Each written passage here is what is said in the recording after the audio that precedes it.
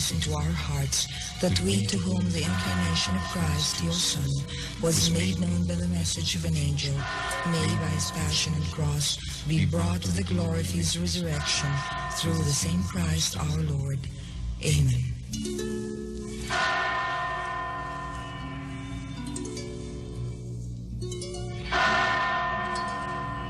RPN Radio Philippines Network, DZRL Batak, DZKI-IRIGA, DYKB Bacolod, DYKC Cebu, DXKS Surigao, DXKO Cagayan de Oro, DXXX Zamboanga, DXKD Dipolo, DXKT Davao, DXDX General Santos, RPN Radio Philippines Network.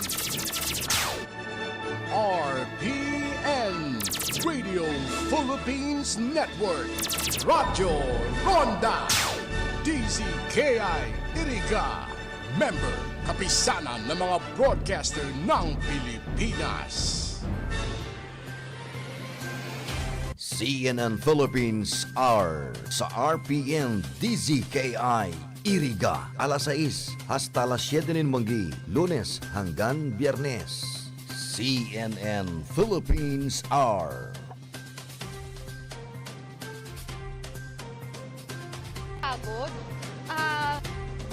Lim to also serve for 2 terms.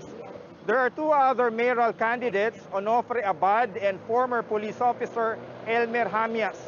Both Lacuna and Lim are hoping to be elected as Manila's first ever female mayor since this position became an elective post in the 1950s.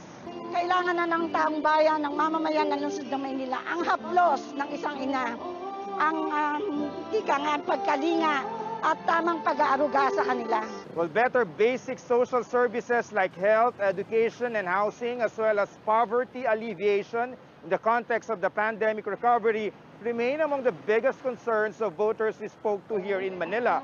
Some could not hide their frustration. 71-year-old food vendor Leticia Yap says she has lived through many Manila mayors, but nothing seems to have changed. Yung mga sinabi nila, tuparin lang nila.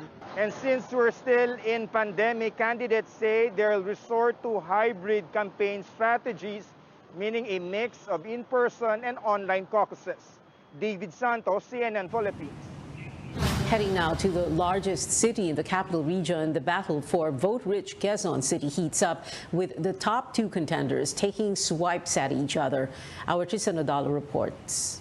Quezon City Mayor Joy Belmonte admits that she's in for a challenging campaign because she's seeking the voters' nod and at the same time fighting misinformation and disinformation against her. In her proclamation rally at the Quezon City Memorial Circle, Belmonte highlights the city's COVID-19 response and assistance to livelihood during the pandemic. Belmonte was joined by her running mate, Vice Mayor Gian Soto, actors Arjo Atayde, who's vying for a QC representative post, and Congressman Alfred Vargas, who is running for councilor, also joined Belmonte's rally. Without naming names, the city mayor did not mince words over her political opponent. Huwag kayong mag-alala. Hindi tayo mamumudmod ng gamot na hindi pa aprobado at para sa alaga nating hayop. Yung iba dyan, mas inuna ang pagpapasara sa ABS-CBN. Yan may resibo. Yan ang ipaliwanag mo sa mga tao na habang nasa gitna tayo ng krisis, libo-libong pamilya ang nagtiis at natiis mong mawalan ng trabaho. Mayoral candidate Mike Defensor meantime says it will be better for him and Belmonte to settle their issues through a debate. Defensor also adds that he is standing by for the things he had done, including the ivermectin distribution and his vote against the TV network's franchise. Pasalamat siya kumilos pa kami at marami pa rin kumilos na mga doktor, mga negosyante na nagtulong-tulong sa Quezon City. Ang trabahong yun, ginawa ko out of duty, yung sense of duty as congressman na merong application for a franchise. Dapat hindi balat sibuya si Mayor Joy dyan, and in fact dapat sagutin yung mga issue, legitimate issues, hindi fake news. Defensor is being supported by the Uniteam while Belmonte is being backed by PDP Laban. There are 9 mayoral candidates in the city's top posts. Meantime, Quezon City is the largest city in Metro Manila with over 1.4 million voters and assets worth over 400 billion pesos. Tristan Odalo, CNN Philippines. In Pasig City, it is a one-on-one race between the incumbent mayor Vico Soto and his vice mayor Io Bernardo. The two kicked off their campaigns amid a cyber libel complaint. Amor Santos tells us more.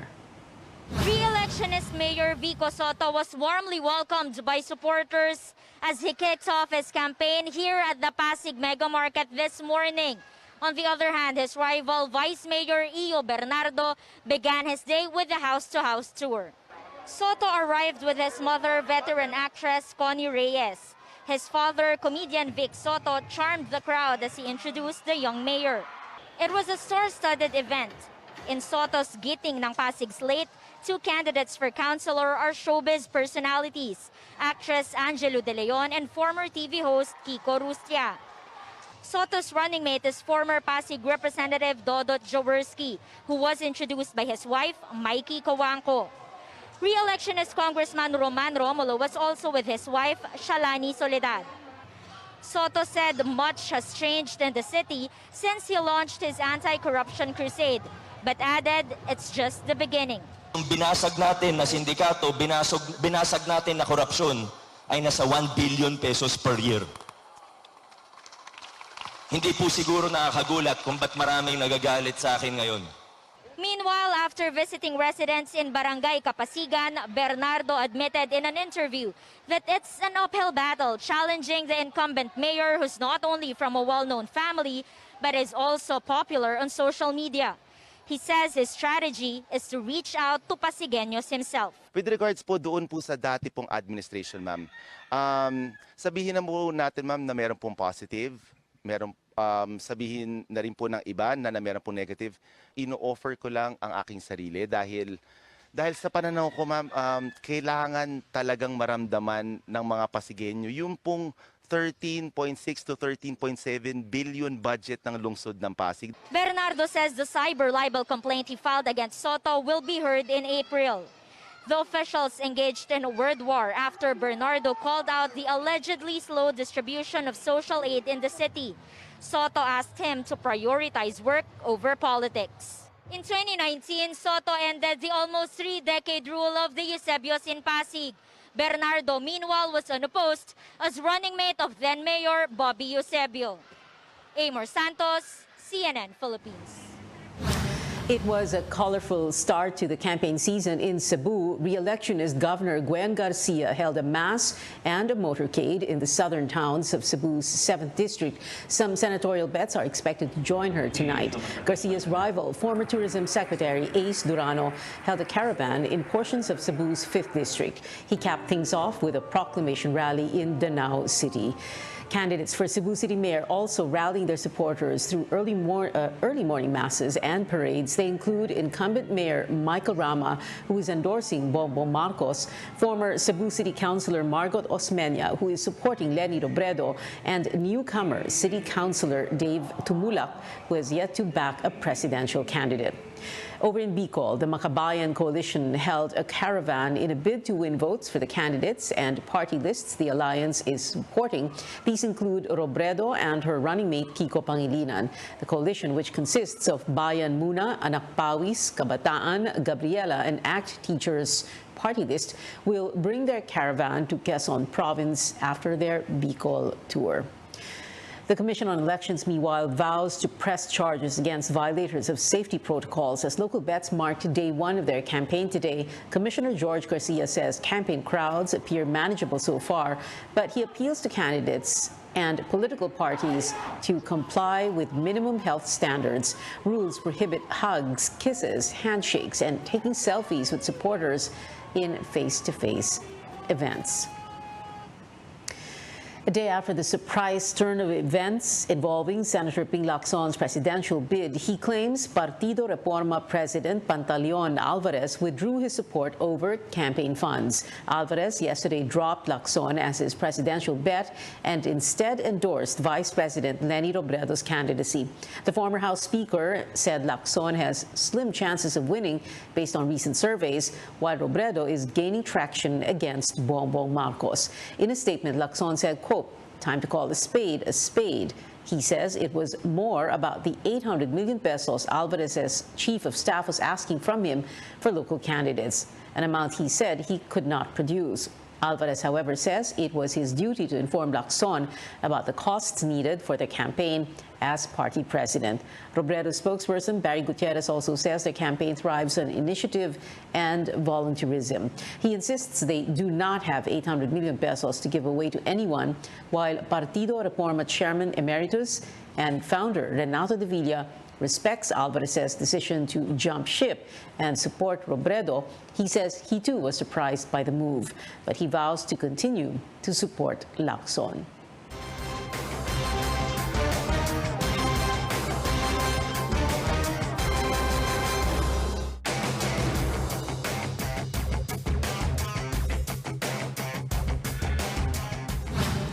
We continue to monitor the 2022 race as Election Day approaches. The COMEC taps more agencies to crack down on vote buying. And while poll officials gear up for an election amid the pandemic, the country also prepares to reopen to vaccinate foreigners next month. This is Newsnight on CNN Philippines.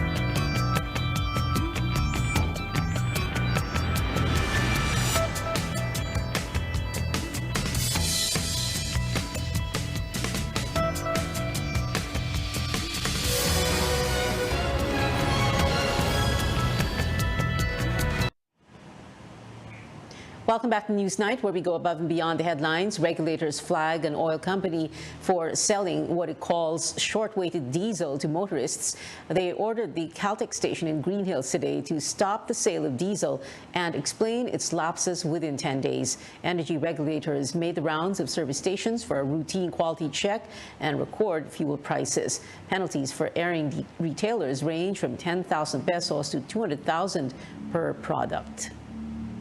Lumalabas po ang average po na na compute po namin is minus 70 ml po. Kulang po for every 10 liters po. Ang gagawin po namin is maglalagyan po kami ng notice na out of order, hindi po sila allowed na gamitin yung dispenser. Pwede po silang mag-submit sa amin ng explanation kung bakit may under-delivering pump po sila. Calibration po with city sealer lang po, yung within this week para po maayos na po yung error. Ito po kasi yung pump na laging nagagamit for diesel, kaya po siguro nagkaroon ng malfunctions, pero maaayos naman po agad. The Energy Department reminds retailers to make sure pumps are calibrated every week to provide the accurate fuel volume to motorists. There's going to be an influx in rail passengers as the month-long free rides go full steam ahead. MRT3 says around 300 to 400,000 commuters are expected to take the trains beginning Monday. Passengers may get single journey tickets, while beep cards may be used upon entry and exit, also for free. The offer runs from March 28th to April 30th. The days are getting warmer, and electricity consumption is expected to go up as people find more ways to cool down. As Rex Remito reports, officials want government agencies to conserve energy. It's business as usual at the Land Transportation Office in Quezon City. But when you go inside their office, some lights are off. So are some air conditioning units. In one section, only electric fans and a cooler are running. Sa aming air conditioning unit, for as long as kaya pa yung tolerable pa yung init, hindi naman kailangan namin buksan lahat. These are just some of their ways to conserve energy, as strictly ordered by the Energy Department. The Government Energy Management Program aims to cut the electricity and oil consumption of government agencies by 10% to help the country prepare for possible oil supply issues due to the war between Russia and Ukraine, and ensure stable power supply this summer season, especially on election day. We're looking on the other side to conserve energy so that we don't have to produce as much power anymore. Other energy conservation practices government offices must do include turning off lights and computers during lunch breaks and after office hours, adjusting the aircon unit's thermostat to not lower than 24 degrees Celsius, and keeping doors of air-conditioned spaces closed. The DOE projects the state can save up to 24 megawatts, which is equivalent to what an 840 million peso diesel power plant can produce. To ensure implementation of these measures, agencies must regularly submit reports to the DOE. Energy audit teams will also do random spot checks in offices. Based on the Energy Efficiency and Conservation Act, those who violate the law could face fines or jail time. But an LTO official admits they cannot turn off some of their equipment, like computers, to ensure their services to the public won't be disrupted. Hindi po kami gumagamit ng matataas ang wattage na nagkukonsumo ng mataas na kuryente. The DOE meanwhile is hoping the day will come when energy conservation will just be everyone's way of life. Rex Remito, CNN Philippines. The country is opening its doors to fully vaccinated foreigners in a week's time. Malacanang says foreign travelers can enter even without an exemption document, but they still need to present the following, now flashed on your screens. These include an acceptable proof of vaccination, except for minors below 12 years old who are traveling with their fully vaccinated parents. They must also present a negative RT-PCR test taken within 48 hours, or a laboratory-based antigen test taken within 24 hours prior to their departure. Tourism Department says this will help revive tourism businesses which suffered heavy losses after 2 years of pandemic restrictions. The Health Department says all regions in the country are now under minimal risk for COVID-19.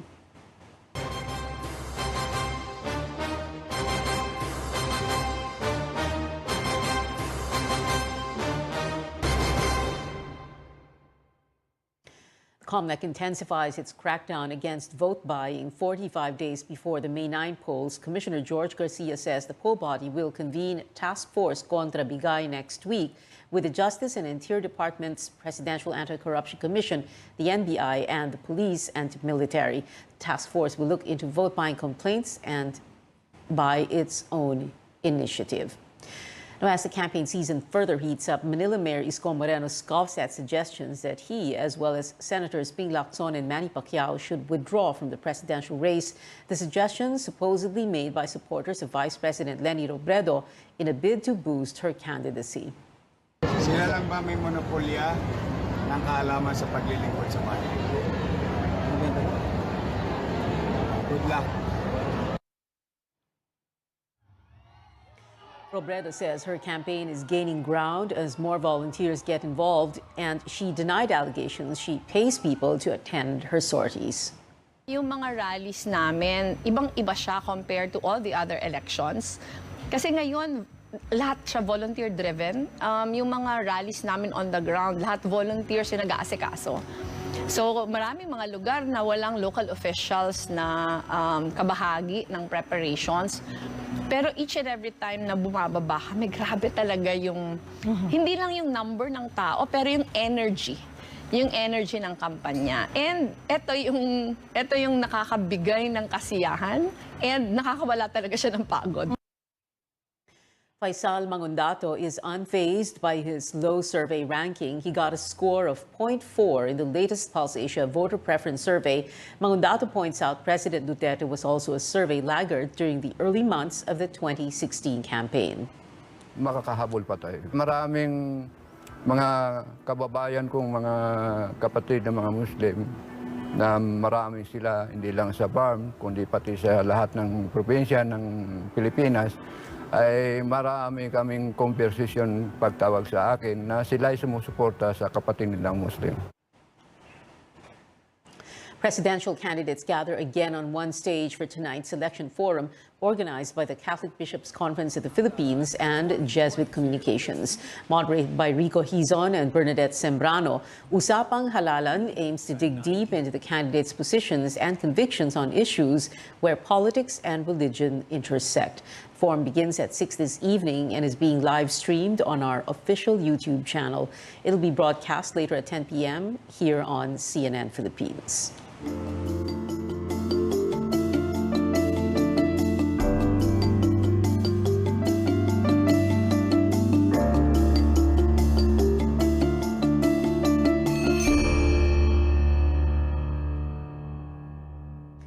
For members of the LGBTQ+ community, the country still has a long way to go in protecting their rights. While some observers may call us, quote, a gay-friendly country, the community says the reality on the ground is different. Tristan Odalo takes us through some challenges hounding the LGBTQ+ sector and who could get the, quote, rainbow vote. Surrounded by the rainbow flag, this small church in Quezon City has become a place of refuge for lesbian, gay, bisexual, transgender, or LGBT couples. You heard it right, it's a church conducting holy unions for same-sex partners. Kung hindi man nila malegalize yung same-sex marriage, ay yung civil union, love has no gender, no? At meron kaming karapatan na magmahal kung kanino. Under Philippine law, hindi pa po nire-recognize yung same-sex marriage. But ang ginagawa nyo po ay holy union. How does it actually work? Ano pong effect nito sa LGBT couple? Napakahalaga para sa kanila na yung basbas ng Panginoon ay nagaganap. Although hindi pa legalized. Pero sinasabi, sila nagpapatunay na pag pumunta sila sa Canada, saan man, sa Spain or sa UK, ay nagagamit yung Holy Union Certificate bilang proof of togetherness. This church is also a shelter for LGBTQ+ members rejected by their families after coming out. The challenges they face worsened during the COVID-19 pandemic. Yung mga concerns ng mga members ay hindi sila nakaka-avail sa ayuda unless na meron silang sariling bahay. Kasi ang batayan ng ayuda is household. So marami talagang deprived sa ayuda. LGBT group Bahaghari shares its wish list for the next administration, which focuses on the immediate passage of the Sexual Orientation and Gender Identity Expression or SOGI Equality Bill. They're also pushing for an amendment to the definition of marriage in the Family Code, accessible means to change transgender people's legal names, fully subsidized healthcare, and empowerment. But where do some of the presidential candidates stand, at least on same-sex civil union? Magsasama sa lalaki, hindi tutol po ako dyan. Pagdating sa same-sex marriage, against po ako dyan. Hindi po ako pabor dyan. Naniniwala po ako na lahat dapat binibigyan ng pagkakataon na ma-enjoy yung mga karapatan na na-enjoy ng iba. I am all for civil unions. Malinaw sa akin yon. Civil union, yes. Same-sex marriage, no. As for the SOGI Equality Bill, it has yet to see the silver lining after numerous versions failed to pass Congress. Tristan Udalo, CNN Philippines.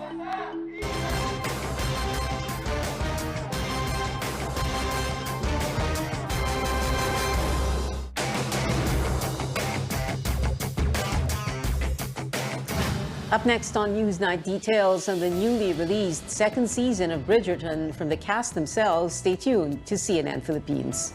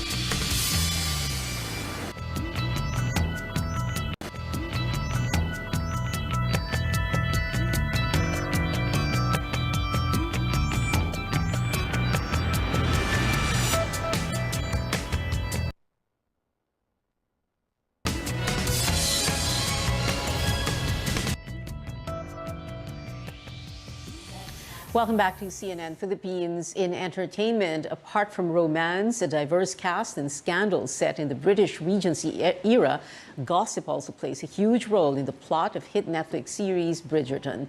Our Tristan Odalo speaks to some of the stars of the series and what fans can expect for Season 2, which just came out today. Dearest gentle reader. The writings of mysterious columnist Lady Whistledown will soon become the talk of the town again as she makes a comeback in the second season of the hit series Bridgerton. Lady Whistledown, she has become more confident. I think For actress Nicola Coughlan, gossip has become part of every culture even during the British Regency era. Penelope being young and fearless and sort of just writing what she wants and being totally in charge of it. No one's telling her what to do, but society hang on her every word. Apart from costumes and charming facades of old-world houses, the series also reflects the role of women and their struggles in a male-dominated society at that time. Those women, they didn't have the choices that we have today, and they can't go and sort of do what they want. So yeah, it's definitely. The big decision that he's made is that he is going to go and find his Viscountess and find a wife. Every year, it's a whole different beast and it's a different love story. And yes, you know, you'll recognize the same characters, but for that reason, really, it started with these two and it was a completely different experience.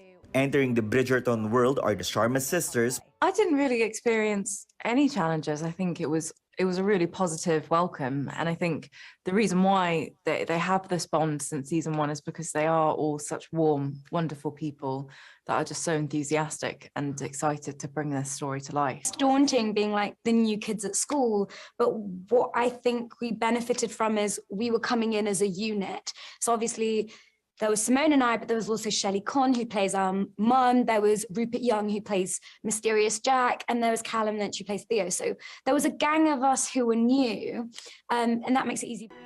Fans of the series can also experience the glitz and glamour of the British Regency era here in the Philippines through Villa Bridgerton. A mansion in Quezon City was converted to let Filipinos feel the elegant world of the series. Tristan Udalo, CNN Philippines. And that is it for tonight. Join me again on news.ph at 7 p.m. I'm Pia Hontiveros for Newsnight, where we go above and beyond the headlines.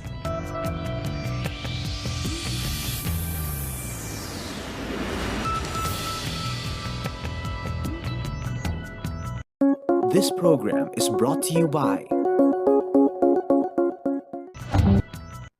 This program is brought to you by.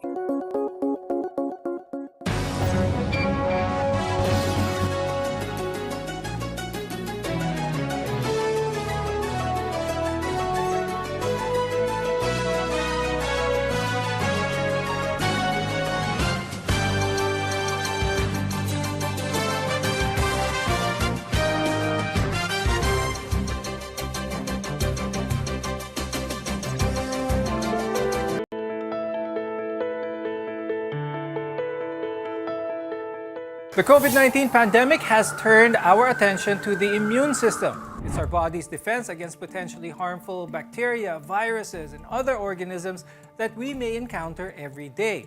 But what exactly is our immune system and how does it help guard our bodies? Today, we'll talk about the body's natural barrier and the role vaccines play in protecting us against diseases. I'm Dr. Freddy Gomez. Our goal here on the program is to help you better understand the care you need and deserve. You're watching MedTalk Health Talk on CNN Philippines.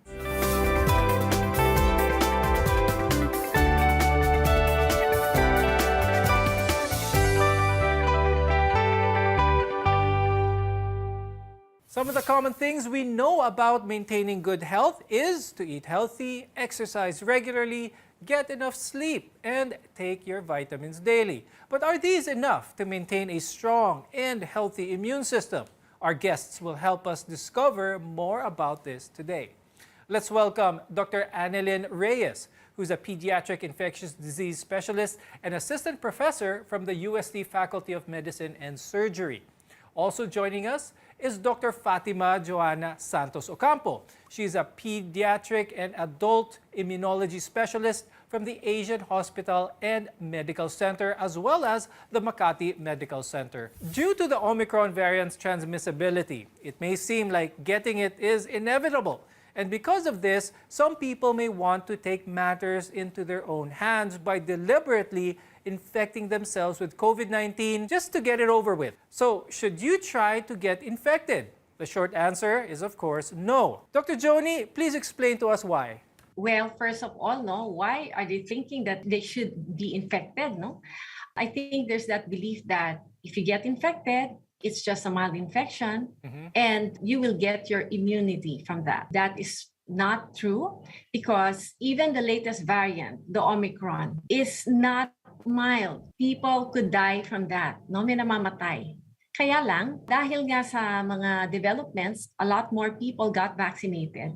Actually, there's more evidence that because of the increasing vaccination, that actually makes the infection nowadays among those na nabakunahan milder. Okay, so the disease is not mild, but it's what we have done so far over the past 2 years that is helping us. Now, to understand immunity in general and immunity to COVID-19, we must first understand how a virus works. Dr. Yen, could you please tell us more about this? Immunity is our body's capacity to resist harmful organisms. There is this active immunity wherein our body itself produces the antibodies against the virus or the organisms itself.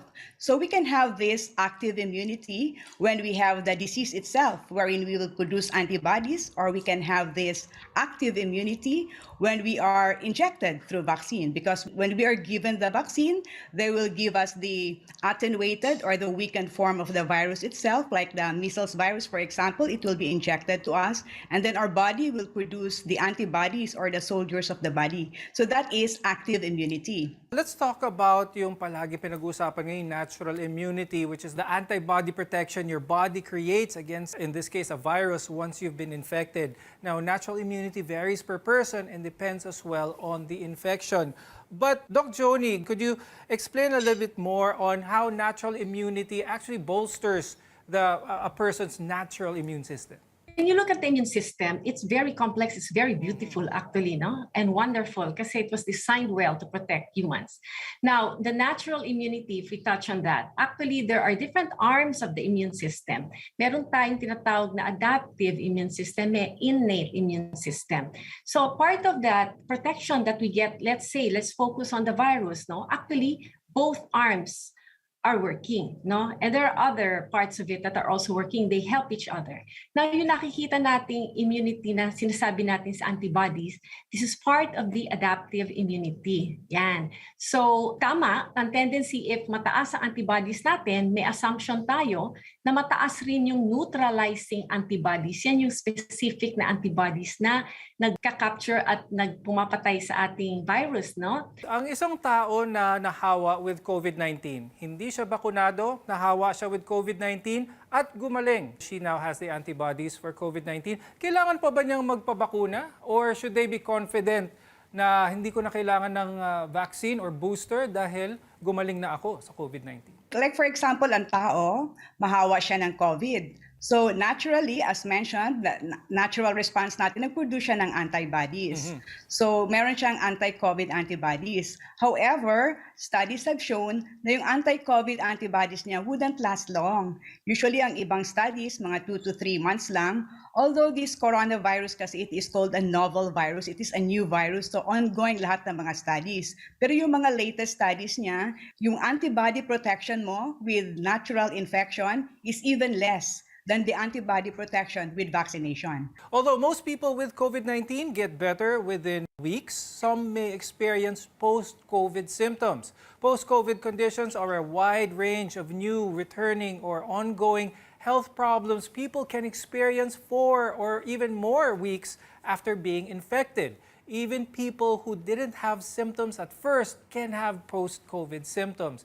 Dr. Yen, pag-usapan natin ng symptoms na ito. What are some of the more common ones na nakikita ninyo? Yes, so maraming mga cases reported in journal na may mga long COVID. So it sometimes occur in 10 to 20% of persons who have the disease itself.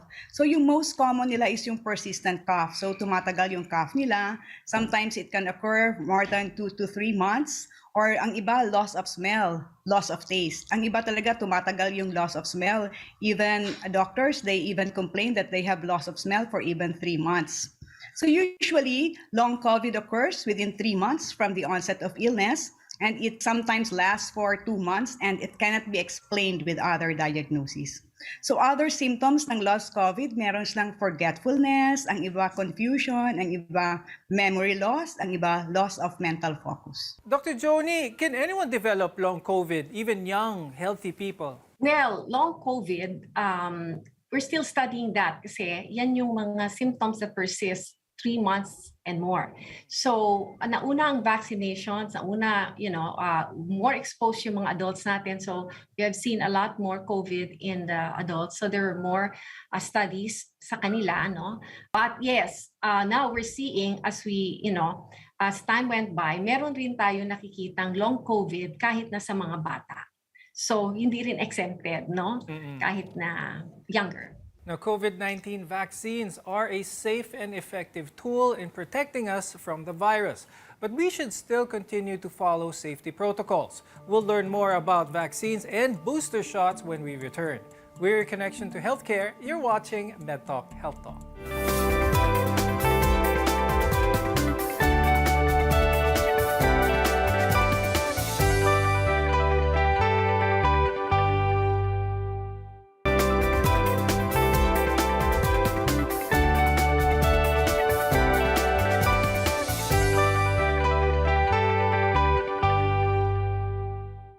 COVID-19 vaccine can prevent you from becoming seriously ill or dying due to the virus. But how do different types of vaccines work? I'm Dr. Freddy Gomez, and you're watching MedTalk Health Talk. We're together in health. The COVID-19 vaccine causes the immune system to create antibodies to fight off the virus. Dr. Joni, could you explain how our bodies fight illnesses? The immune system really is the main thing. Pag halimbawa, some reason na nakapasok, na inhale mo, katulad ng mga viruses na yan, coronavirus, na pumapasok sa loob ng ilong, sa mata, then you also have on the surface of the insides of mga orifices, yung mga may natural antibiotics tayo dyan, no? Part of our innate defense systems. Okay? And then, more than that, pagka deeper into the surface, kunyari sa ilong or sa lungs, meron rin tayo dyan yung mga cells natin. Andyan na magsisimula yung mga immune cells natin. So, dyan, ito na yung mga kung saan nadedetect yung mga viruses, ng tinatawag natin mga macrophages, tapos makikilala sila, tapos dadating yung pwede silang write off, pwede na silang makain ng macrophage, no? At ma-destroy. Or, yung macrophage pwedeng i-present sila dun sa ibang immune cells, no? Yung mga tinatawag nating T cells and B cells. Yun naman, pag napakita sila doon, madedetect sila ngayon ng mga cells na yon, uy, mga kalaban to. So, kailangan nating mag-produce ng pwedeng antibodies against them. So, yan na yung tinatawag nating adaptive immune system. And then, nire-retain ngayon yan, may memory. So itong mga to, hindi lang papatayin nila at that time, but they also remember. So that if, let's say, nag-recover ka na, no, nabatay lahat yung virus, the next time na encounter mo siya uli, meron na nakahanda ng mga B cells ready to produce yung antibodies for that particular virus or bacteria. So that's how the immune system works. Iba-ibang layer siya. Now, the COVID-19 vaccines help our bodies develop immunity to the virus that causes COVID-19 without getting sick. Now, different types of vaccines work in different ways to offer protection. But with all the types of vaccines, the goal is for the body to remember how to fight off the virus in the future. Now, currently, there are different forms of the vaccine available for us here in the Philippines. Dr. Yen, during the earlier parts of the pandemic, the slogan was always the best vaccine is the one that is in front of you. Does that still hold today? Yes, it is still true. Because the best vaccine is still the one that is in your arm. There are 4 types of major COVID vaccines, and we also have that in the Philippines. So number 1, we have the mRNA vaccines, that is the genetically engineered vaccines, and it prompts our immune system to produce antibodies. So examples for that are the Pfizer and the Moderna vaccines. They are mRNA. Another vaccine that we have here is the viral vector vaccine. So this viral vector, the uses of a virus or like the adenovirus, which is a carrier, to bring the vaccine, to bring the antigen to the body. An example for this is the AstraZeneca. We have that here, the Sputnik, and the Janssen and Johnson & Johnson. So we also have this inactivated vaccine, wherein the virus itself, the coronavirus, is inactivated or attenuated or slightly mutated. And then once they're inactivated, they are injected to our body, and our body will produce antibodies against that. So examples for that is the Sinovac or the Sinopharm. And then there are also protein vaccines wherein they just use protein subunits, and example for that is Novavax. Booster shots are now given at least 3 months after the second dose of a primary 2-dose vaccine, or at least 2 months after the primary single-dose vaccine is given. Dr. Yen, when it comes to booster shots, importante na ba ito? Kumbaga, kailangan ba ito? Because unfortunately, a lot of our kababayans forgo the booster shot, settling with just their primary series. Yes, it's very true that a booster shot is really needed. And in fact, I also had myself a booster shot because I realized it's important.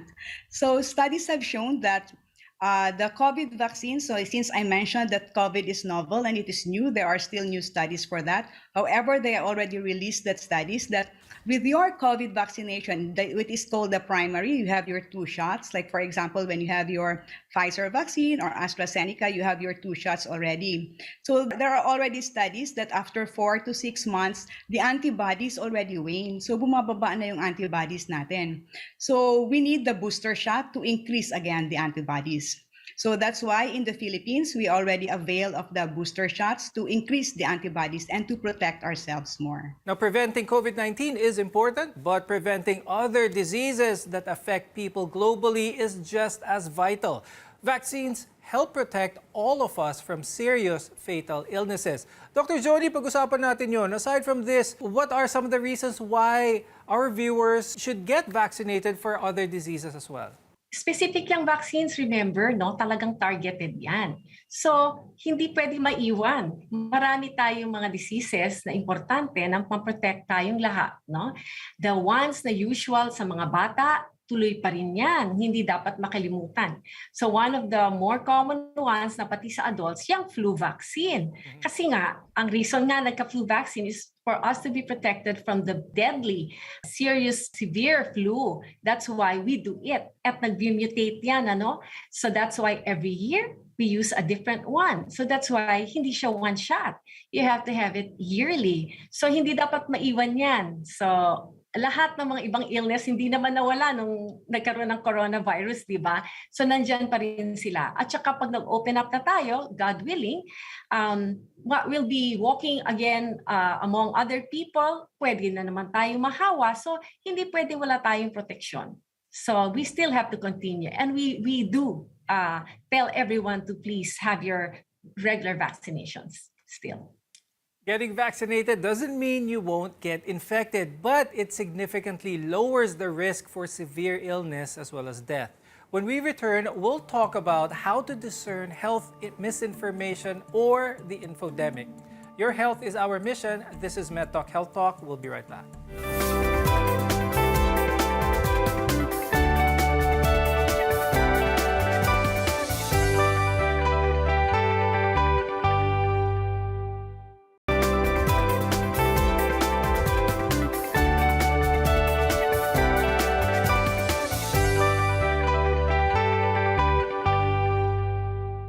We are all exposed to a vast amount of COVID-19 information daily, but not all of it is true as well as reliable. How can we tell the difference? I'm Dr. Freddy Gomez, and you're watching MedTalk Health Talk, where your care always comes first. As humans, we are very curious. We want to understand the world around us and stay up to date to the challenges we face.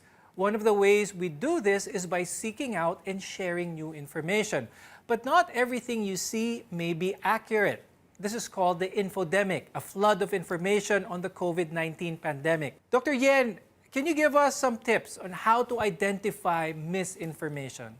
So for us to prevent misinformation, we have to be very sure that we have to check all the sources. So we have to check all the reliable sources, like those who can vouch for its integrity, like the World Health Organization, the Philippine Pediatric Society, the PMA site. We can also check the Centers for Disease Control, and there is also the American Academy of Pediatrics, and we also have to check for reputable journals. So whenever we see journals also, we also have to recheck if it is peer-reviewed. Because sometimes journals are written, but it has to be peer-reviewed. Other peers should also check it, like other doctors should also check if it's valid or not. So someone should validate it. So all other scientists and other doctors should peer-review a journal.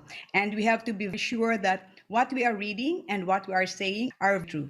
But Dr. Joni, for the person having something peer-reviewed, maybe not be so common for them to search for, to look out for. Sometimes mas importante, nangyari sa kakilala ko to, therefore naniniwala sila. Why is this a case? Why is it sometimes so easy for some people to believe certain things even when it may be dangerous for them?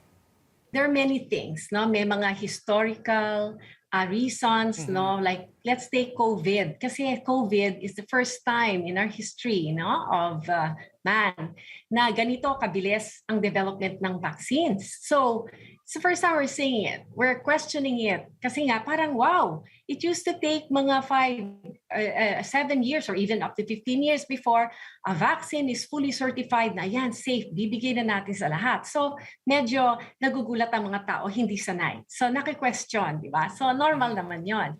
Pero syempre, ang totoo, di ba, matagal na yung teknolohiyang yan. That's like at least 20 years old. They've used that in the original SARS-CoV. They use that in MERS.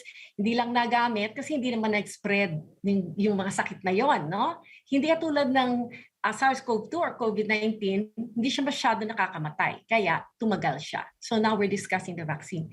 And then also, yung mga side effects na naririnig, no?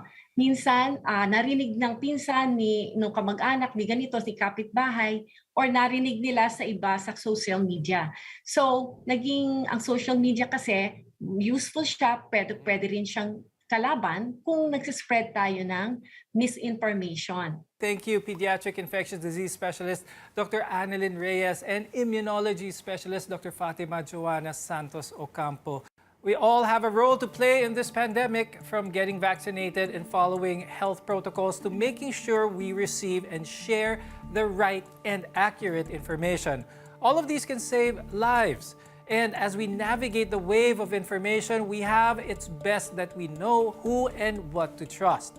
We want to be your partner for a lifetime of good health. I'm Dr. Freddy Gomez, and this is MedTalk Health Talk on CNN Philippines.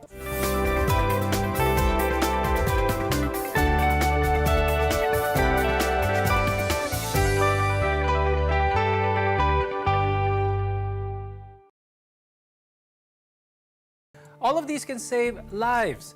And as we navigate the wave of information, we have it's best that we know who and what to trust. We want to be your partner for a lifetime of good health. I'm Dr. Freddy Gomez, and this is MedTalk Health Talk on CNN Philippines.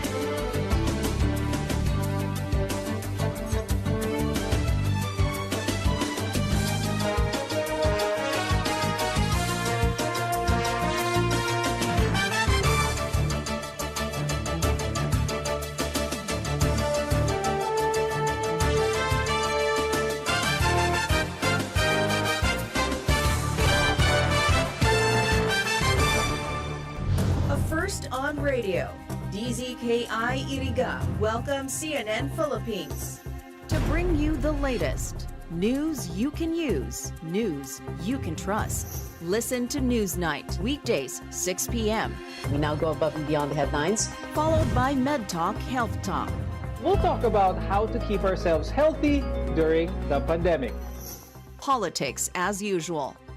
In this country, not everything really goes according to plan, and politics is, as usual, up close and more. Catch CNN Philippines Hour on DZKI-IRIGA, weekdays 6 to 7 p.m.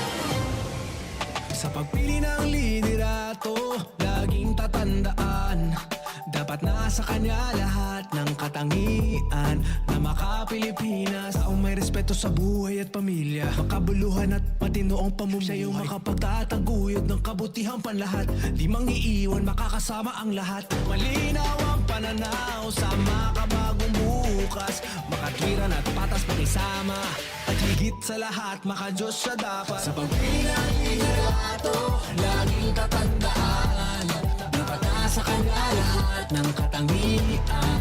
Maka-Pilipinas, maka-Pilipinas. Gabayan ng Pilipinong bumoto ng responsable. Yan naman ang aming Panatang Maka-Pilipinas. Iboboto ko, Maka-Pilipinas. Makabayan sa lupang sinilangan. Makataot may respeto sa buhay at pamilya. Siya ay makatuwiran at patas makisama. Masigasig tumulong makaahon ang bawat isa. Makatarungan, makalingat, maalalahanin sa kapwa. Makakasama ang lahat, siya'y di mangiiwan. Siya ay makapagtataguyod ng kabutihang panlahat. Siya ay makabatas. Siya ay makatotoo. Siya ay may malinaw na pananaw para sa makabagong bukas. Higit sa lahat, siya ay maka-Diyos. Kaya't ayaw niya ng karahasan. Siya ay makakapayapaan. Iboboto ko ang isang tao na makakalayaan. Isang leader na makakalikasan. Isang Pilipinong makabuluhan at matino ang pamumuhay. Sa isip, sa salita, at sa gawa. Gabayan ang Pilipinong bumoto ng responsable. Yan naman ang aming panata sa PPCRV. Hindi sa'yo yan. Hindi sa'yo yan. Hindi sa'yo yan. Maliit man o malaki, ang korupsyon ay korupsyon. Kapag hinayaan, sisirain nito ang kinabukasan ng bayan. Kaya maglakas loob sumigaw ng Hindi sa'yo yan. Hindi sa'yo yan. Hindi sa'yo yan. Hindi sa'yo yan. To report about corruption, please contact DOJ Action Center at dojAC@doj.gov.ph. CNN Philippines Hour sa RPN-DZKI-IRIGA alas 6 hasta las 7 ng manggi, Lunes hanggang Biyernes. CNN Philippines Hour.